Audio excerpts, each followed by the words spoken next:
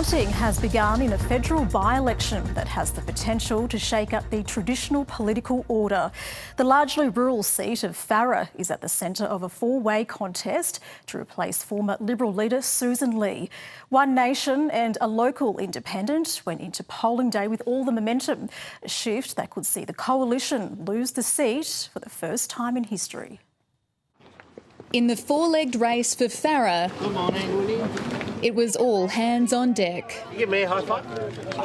Cool. As the four key candidates made their final pitch to voters. The nation's looking for change. Farrer's screaming out for change. Every vote counts, so I've got to stay positive. Independent Michelle Milthorpe won every booth in Albury at last year's federal election. Hello. Hi. But the rise of One Nation is eating away at her support. Over the years, just watching Pauline, and now that she's become stronger, I thought, give her a go. Well, what are the Liberals doing? Very little. David Farley could become the first MP to enter the federal lower house on a One Nation ticket. Did you go get her, mate? But not everyone's convinced. Definitely Michelle Milthorpe. No way, One Nation. Despite holding Farrer since its formation in 1949 and no Labor candidate running, the coalition parties are now considered underdogs. Yep, I get it. We're maybe not politically favour of the month right now, but things can change quickly. There is still a pathway for us. I think there's a positive potential for us today. The by-election triggered by former Liberal leader Sussan Ley's resignation is now a major test of the man who deposed her and his tough new immigration policy. We're going to keep fighting right through to 6 o'clock tonight. The Liberal Party is not only the hope of Farrer but for the rest of the country. While many voters in this by-election are focused on local issues, frustration with the major parties is a national trend.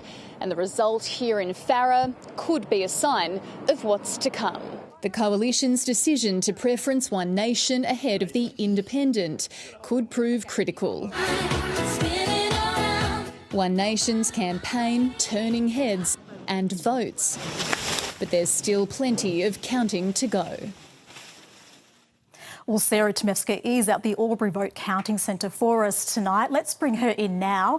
Sarah, what is the vote count telling us so far? Harry, good evening. Well, the Electoral Commission is tonight counting preferences between One Nation's David Farley and Independent Michelle Milthorpe.